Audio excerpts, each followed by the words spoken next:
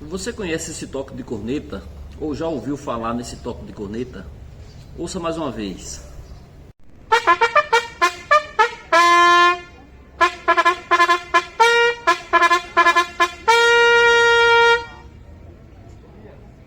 Pois é, esse toque é o toque de cavalaria avançar. É um toque que foi executado por Luiz Lopes, o corneteiro Luiz Lopes, em 1822, na Batalha de Pirajá, quando do desenrolar dos acontecimentos da independência do Brasil e também da independência da Bahia. Quando Dom Pedro I declara o Brasil independente de Portugal, no dia 7 de setembro de 1822, às margens do Riacho Ipiranga, nem todas as províncias do país acataram de bom grado essa decisão. Sobretudo as províncias onde a influência, onde o poderio português era muito forte, inclusive aqui no estado da Bahia. A situação de animosidade entre portugueses e brasileiros era latente e também crescente. As chagas da conjuração baiana estavam abertas, como também ainda eram pungentes os ideais praticados na conjuração baiana. Queria-se independência do jugo português. Existia essa unidade, esse sentimento. É claro que não sabíamos ainda se seríamos chamados de brasileiros, de brasilianos ou de brasilienses. O fato é que queria-se independência de Portugal. Então, essa animosidade entre portugueses e brasileiros, ela vai se acirrar no momento em que as cortes de Lisboa, as cortes portuguesas, decidem nomear um militar português para comandar as tropas da Bahia. Então, o coronel Madeira de Melo é nomeado como comandante das armas e vai comandar a província da Bahia. Isso é uma afronta para os baianos. Então, aproveitam o grito do Ipiranga para dar um basta nessa situação de dominação do jugo português. Então se inicia o conflito. As forças pró-independência, que são compostas por negros, negras, caboclos, caboclas, por portugueses também, a exemplo do corneteiro Luiz Lopes, isso mesmo, o corneteiro Luiz Lopes era um português que lutava ao lado das forças pró-independência. Eram compostos também de sertanejos, interioranos, enfim, era um grupo muito grande de pessoas. Essas pessoas se retiram da capital e vão formar a resistência a partir do interior. No centro administrativo, que é Salvador, permanece Madeira de Melo com as tropas que eram favoráveis ao jugo português, aqueles que não reconheciam a independência do Brasil proclamada por Dom Pedro I, não viam a autoridade de Dom Pedro I para tal. Então, assim como acontece com a invasão holandesa em 1624, a Bahia, quando acontece a resistência a partir do interior, também o 2 de julho se configurará dessa forma. Veja bem, aqui do nosso sertão saía o charque, saía víveres, farinha de mandioca, era o abastecimento da cidade de Salvador. Então, a resistência impediu que da cidade de Salvador saísse ou entrasse qualquer coisa. Foram vencendo através do bloqueio, o bloqueio por terra e posteriormente por mar. Então, onde hoje é o bairro de Pirajá, na cidade de Salvador, era um local que estava longe do perímetro urbano. Então, era um acesso, era um caminho da cidade de Salvador, que dava na capital. Então, a resistência toma esse acesso, como diversos outros acessos da cidade de Salvador, não permitindo entrar ou sair nada. E é assim que a guerra vai se desenrolando. É assim que acontece a Batalha de Pirajá.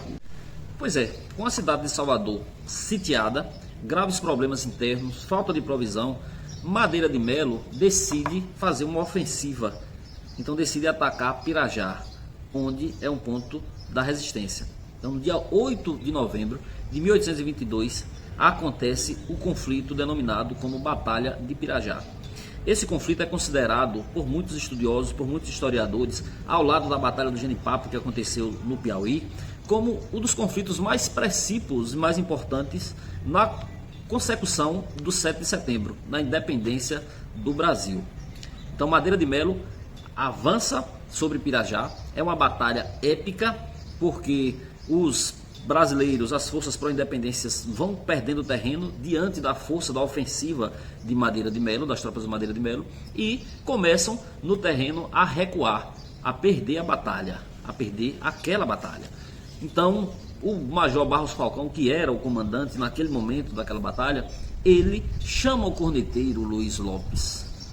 O corneteiro então atende ao major e o major diz: olha, execute o toque de recuar. Ou seja, para o major era importante manter ainda algumas posições, recuar e manter algumas posições mesmo perdendo terreno. Mas o corneteiro, ao invés de tocar o toque de recuar, ele toca o toque de cavalaria avançar e degolar. Não sabemos o porquê Luiz Lopes fez isso.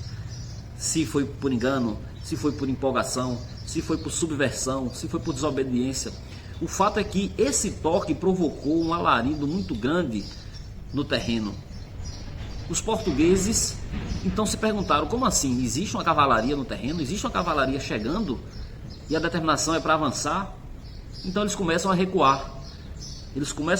Imaginando que existe uma cavalaria chegando no terreno.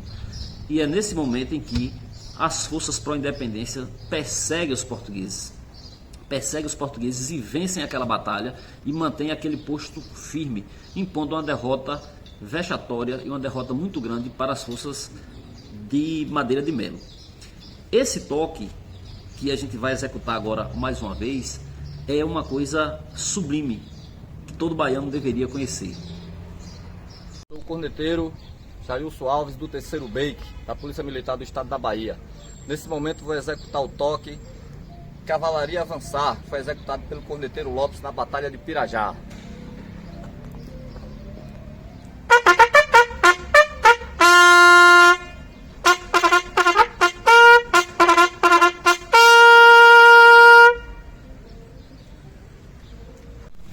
Você pode estar se perguntando como é que um toque de corneta pode produzir um efeito desses. Para o civil pode ser até complicado, mas todo militar sabe que a corneta é a boca do comandante.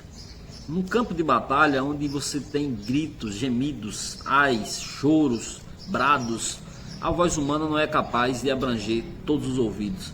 Então é através da corneta que o comandante dá as suas deliberações. E foi através desse toque de corneta que nós vencemos a Batalha de Pirajá.